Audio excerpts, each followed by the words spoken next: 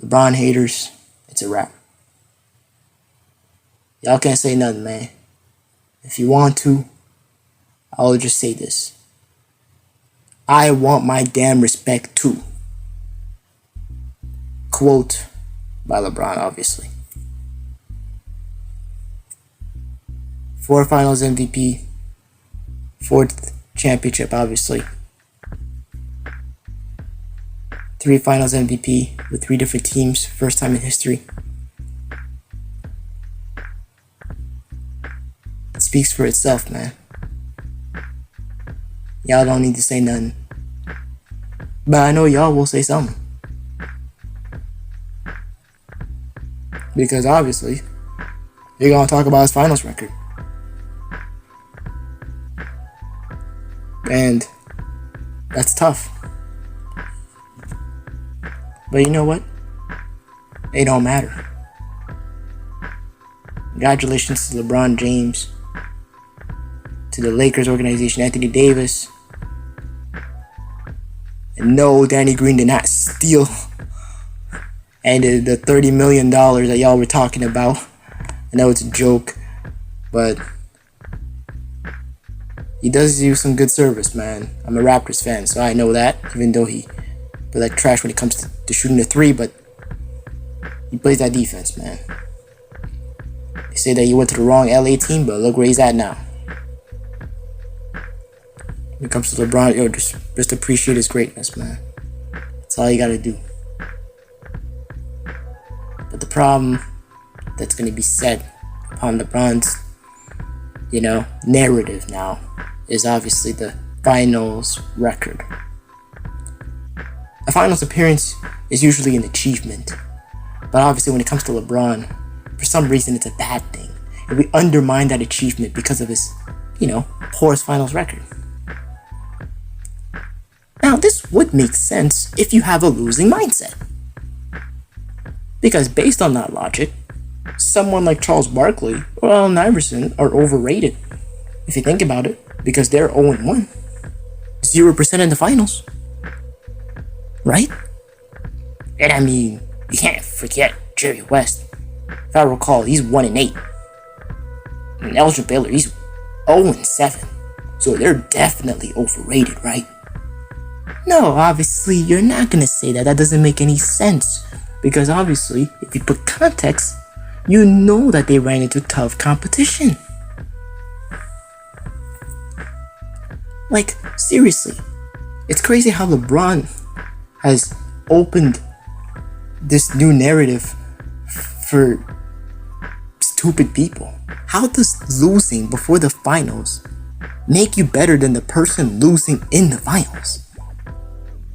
Like, put it into perspective here. You're saying basically that it's best to be 4th than to be 2nd place. So losing in the conference finals than losing in the finals. Like 4th place to 2nd place.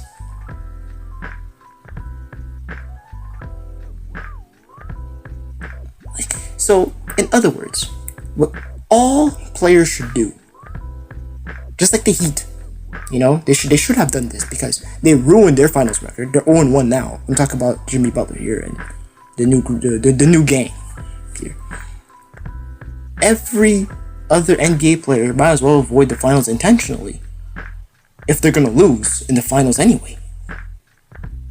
Right? I mean, excuse me, I apologize. I'm sorry. In human explicit terminology, I am sorry for not being a pussy and fighting until the bitter end. I thought you wanted NBA players to compete, but let me take this L real quick in the first round as social media and fans complain that I withdrew and lost in the first round. Talk about an infinite loophole of hate that you can't escape from. LeBron really doesn't have it tough.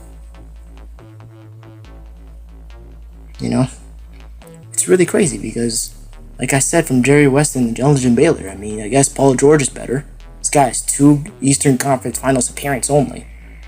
But, he's 0-0. He's never lost in the finals, so Jerry West, he must be better than Jerry West and Elgin Baylor, right? Excuse me. Robert Horry is better than all of them. He's 7 for 7. 100%. In which obviously you realize that logic is bullshit. So, all thanks to these narratives that crazy Jordan fans, make to prevent LeBron from knocking on MJ's door and talk about how he's not GOAT. The thing is, though, he's already entered. They're just having a GOAT debate. The crazy part is, it's y'all Jordan fans that allowed LeBron in the first place, if you think about it. The LeBron fans brought it up in the meeting, and y'all agreed. And you haven't kicked him out yet since you keep talking about it with LeBron fans and even other fans. I mean, you see in the comment section where sometimes people bring up MJ, even though the video was supposed to be about LeBron. I know it's vice versa too, but I'm just saying. I mean, come on, if you look at it from a NBA perspective, it's all about championship or busts.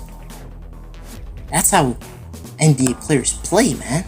So they don't care about the finals record, bro. They just play to win. That's all they do. They play to win. They don't play to lose. That's essentially what they're saying. I mean, come on, man. A finals record just states the amount of attempts you had one step away to win the chip. And I get it. 4 and 6 looks pretty bad. LeBron had 10 chances, and he only won 4. But the thing is that a finals record does not factor the competition you're facing. Come on, man. If you put context, you know damn well that LeBron had no chance in 2007. He had no chance in 2015. All the injuries that happened, okay? And he had no chance, obviously, against the stacking 2017 and 2018 Warriors. I give, obviously, 2011 and 2014 L's. But those 4 L's, excuse me, ain't no one gonna win against that team. With the crappy teams that he had.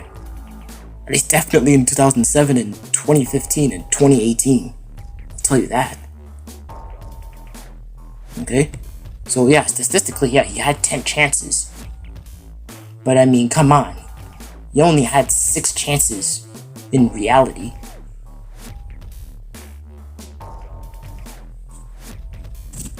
And I mean, here's one thing, right? I mean, based upon your mindset, you have this thing where it's just I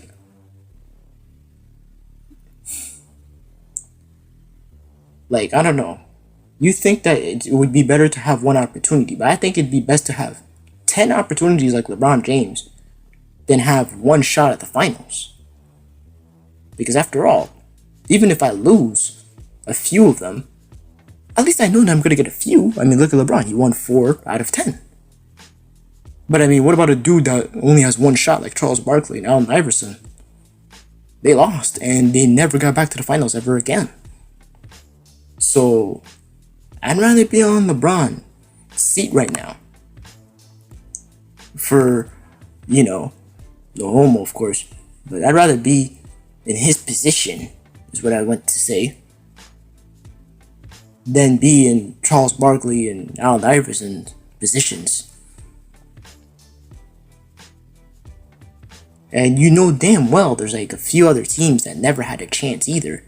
There's for example, there's the 1992 Clyde Drexler and the 1996 Sonics and the 2012 young KD, Russ, Harden, and Ibaka boys, and them Utah Jazz teams against Chicago. They had no chance. And so, and obviously the Lakers Celtics, the Lakers had no chance back then in the days when they were facing Bill Russell. So you're not winning. It's just there's nothing you can do. So when it comes to LeBron, man, give credit to where it's due. The 2007's Cavs finals appearance and the 8th straight finals. And obviously now winning this chip on the West side because apparently that's a narrative for him that he was not able to win in the West. Give credit where it's due.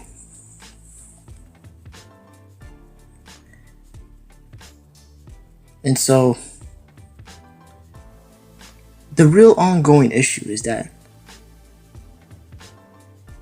we like to live in an idealistic world. You know, I'm trying to make an analogy here. This perfectionist, unrealistic world. And don't get me wrong, it's fun sometimes to see what could have happened if Kevin Love and Kyrie weren't injured, or if KD didn't go to the Warriors, or Kawhi and CP3 didn't get injured in their Western Conference Finals appearances. You know, stuff like that. All these hypotheticals that we all wish could happen sometimes. But unfortunately, it's not reality, and we must live with the results. We must accurately, as possible, analyze the data being given to us and put context to the story to properly assess the situation. KD to the...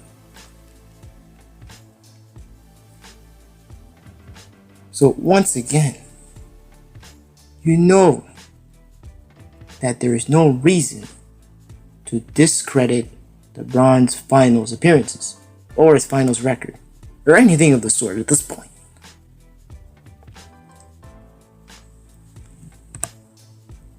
Just leave this man alone.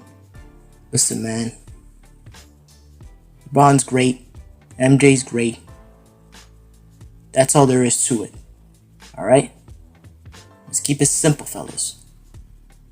MJ's the GOAT of his era. LeBron's the GOAT of his era. 2010s. MJ 90s. LeBron's 2010s. How simple is that, people? It's so simple. So simple. But anyway, I just wanted to let this video out. And